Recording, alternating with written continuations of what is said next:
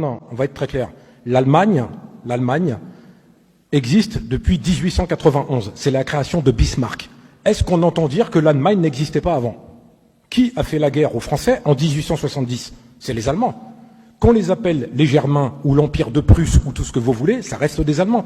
L'Italie, c'est la même chose. C'est une création de 1897. Est-ce qu'on dit qu'il n'y avait pas d'Italie avant? Il ne faut pas confondre les frontières géographiques avec le peuple. L'Algérie, c'est d'abord un peuple. Les frontières géographiques héritées de 1962, ça, c'est les Français. L'Algérie avait des frontières différentes avant, mais quand vous regardez Cervantes, 1547, il écrit « Le royaume d'Alger, les Algérois », qui veut dire les Algériens, parce que c'est la manière de parler d'époque, il écrit, et il n'est pas algérien, il écrit « Le royaume d'Alger ». Quand vous allez chercher chez Bologne Ibn Zidi, on est au 8e siècle. Le royaume d'Alger, c'est écrit, on a des preuves écrites. Mais au-delà de ça, cette terre-là était habitée par des Berbères qui se sont toujours appelés les hommes libres, les Amazirs. Quand vous regardez le grand Djougourta, un combattant berbère, on est avant l'arrivée de Jésus-Christ. On est il y a 2400 ans. Et on va vous dire, mais il y a 2400 ans, il n'y avait pas de France. La France, elle existe depuis quand? Depuis le roi Clovis, c'est-à-dire le 6e siècle. Avant, il n'y en avait pas. C'était les Gaulois, et c'est pas Astérix et Obélix, hein. Il y avait des tribus, et les Francs, les Français, ça vient du mot franc, c'est des Germains, des Allemands, qui sont venus, après il y a eu des coalitions, etc. Mais est-ce que moi, je vais dire dans un discours, c'est l'Allemagne qui a créé la France? Non. Donc on ne peut pas accepter, c'est la France qui a créé l'Algérie. L'Algérie n'est pas une création française, et vous avez une preuve qui est irréfutable, c'est le géographe Samuel Dune, c'est un Anglais. Il fait une carte du Maghreb, de l'Afrique, enfin il fait une carte de l'Europe et de l'Afrique, qu'il publie en 1794. Cette carte-là, il a mis à peu près 12 ans à la réaliser. En 1794, si vous allez sur Google et que vous cherchez cette carte, il y a Maroc, Algérie, Tunisie, quasiment dans les mêmes frontières, sauf Oujda et Figuig, qui étaient en Algérie à cette époque-là, quasiment les mêmes frontières qu'aujourd'hui. Ben, Samuel Dune, il n'est pas algérien. Samuel Dune, il n'est pas musulman, il ne fait pas de politique. C'est un géographe. Il vous a dessiné une carte de l'Afrique où il a mis Maroc, Algérie, Tunisie. J'entends aussi des historiens, je ne vais même pas dire son nom parce que c'est pas la peine de lui faire de la publicité, qui vous disent le Maroc, ce vieil État, très très vieux, avec cette voix, hein, un très vieil État. L'Algérie, eux, c'est 1830, création de la France. Alors je vais vous dire pourquoi il dit ça, lui et les autres. Pourquoi tant d'hommes politiques aujourd'hui se permettent d'aller sur CNews et BFM TV et dire que l'Algérie est une création française? En 1834, le maréchal Soult, un maréchal français, dit on va l'appeler comment le territoire là? Les possessions d'Afrique du Nord. C'est pas très beau. Donc lui, il va dire Alger, régence d'Alger, Algérie. Mais c'est lui qui dit ça. Mais c'est parce que lui, il n'est pas cultivé. Il ne sait pas que l'Algérie existait bien avant. Maintenant, l'Algérie était un royaume, mais on est très clair. L'Algérie, c'est un peuple avec une mosaïque d'ethnies. Des Berbères, les premiers, les Amazirs. Après, vous avez des Mozabites, des Touaregs, des Chaouis, etc. Bien sûr, il y a eu les invasions arabes, donc ça a fait toute une population cosmopolite, mais je le répète, l'Algérie se définit d'abord par son peuple. Donc, n'acceptez plus, même à votre niveau, ceux qui écoutent ou ceux qui sont présents, qu'on vous dise l'Algérie est une création française. Preuve en est, Napoléon Bonaparte, il a envoyé le commandant Boutin en 1804 pour faire toute la cartographie de l'Algérie. Dans la lettre de mission qu'il lui donne, je voudrais envahir l'Algérie. Il ne dit pas je vais envahir ce pays qui n'est pas un pays, ce territoire. Nous sommes d'accord. Donc, il est clair qu'il faut prendre conscience que ça, c'est un premier point qui n'est pas négociable d'un point de vue historique. Dans mon livre Insoumis, je traite de la guerre 1954-1962, mais je voulais quand même intégrer cette question qui revient assez souvent, parce que quand on stigmatise l'Algérie dans les médias, on vous dit l'Algérie est une création française, on vous dit les accords de 68, on vous dit les Algériens c'est des mendiants, et là la meilleure de l'année, ça reste quand même Zemmour, lui je peux le citer, qui a dit très récemment, le gouvernement algérien, il organise le transport des gens en France pour qu'ils envahissent la France. Bon, moi j'ai répondu par une vidéo où j'ai dit bah oui, le président Tebboune, qui est le président de la République d'Algérie, bah il va en Espagne, il accueille les gens, il leur dit c'est par ici, et il va avec eux à pied jusqu'à Barbès. Et après, ils restent tous là et ils disent, on est bien en France, alhamdoulilah, il y a la sécurité sociale, la CAF, et voilà, on est arrivé au paradis. Il faut être très lucide. L'Algérie reste un pays qui est jeune par rapport à 62, entre guillemets, mais qui, de plus en plus chaque année, comme d'autres pays africains, se développe, et c'est très bien. Maintenant, on ne dit pas c'est le paradis l'Algérie, tout est merveilleux, mais néanmoins, on ne peut pas accepter des propos pareils. Mais qu'est-ce que vous voulez? Zemmour, il fait 1% aux élections législatives, 1% à la présidentielle, et on continue de l'inviter pour raconter des bêtises. Mais bref, je vais introduire maintenant la conférence. L'Algérie, histoire d'une guerre. Je l'ai appelée comme ça, mais j'aurais dû l'appeler histoire des guerres. Parce qu'en vérité, l'Algérie, c'est pas une guerre. 54-62, c'est pas une guerre, c'est une révolution. C'est très différent. 1830, c'est une guerre d'invasion.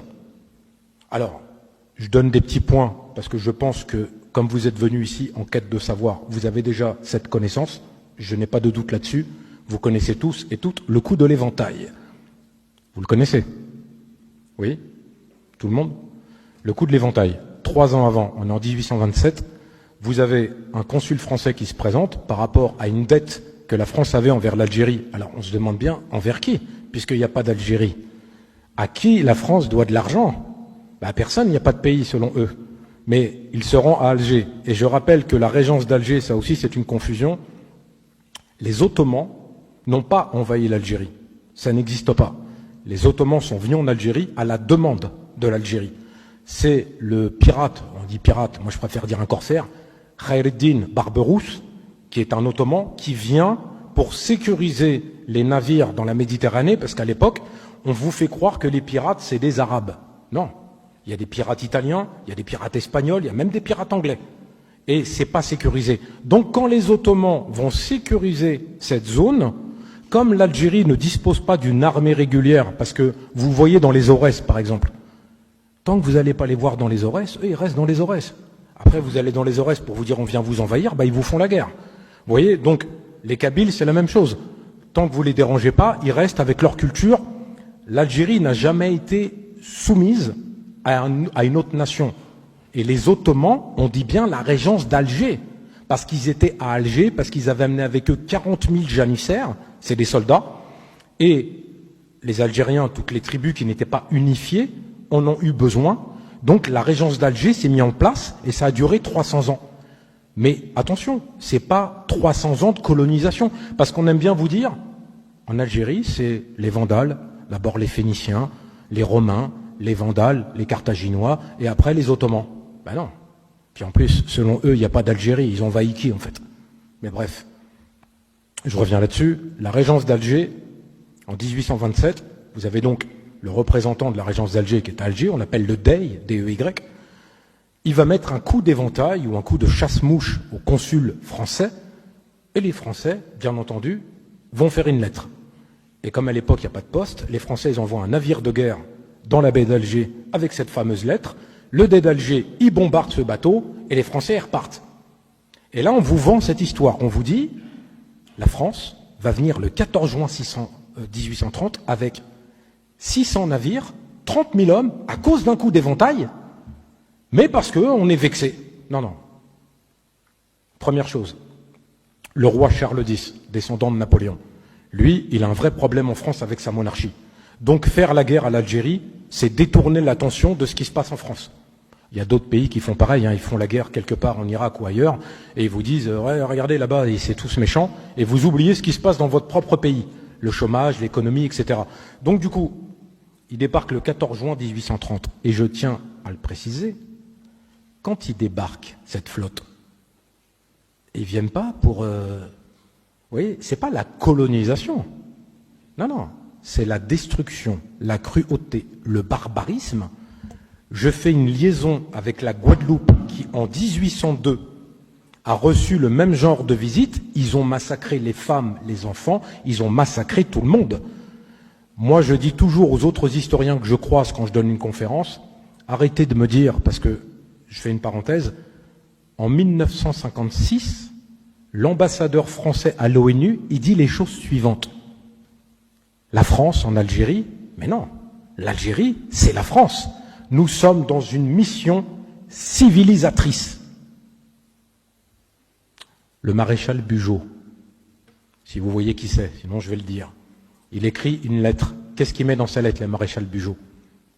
Il marque, en arrivant en Algérie, on a trouvé que 80% de la population savait lire. Je rappelle qu'en 1830, en France, il y avait 60% d'analphabètes. On a trouvé qu'ils avaient l'eau courante. En France, ils n'avaient pas d'évier. On a trouvé qu'ils avaient des bains, des hammams, qu'ils se lavaient. Je rappelle qu'en France, en 1830, les gens ne se lavaient pas. Et c'est pas une insulte. Ils se lavaient une fois par an, dans la rivière. Ou alors, ils louaient une baignoire. Et vous connaissez l'expression « jeter l'eau, le bébé avec l'eau du bain » Ça vient de là. Parce qu'en fait, quand ils louaient une baignoire, c'était d'abord le père qui prenait le bain.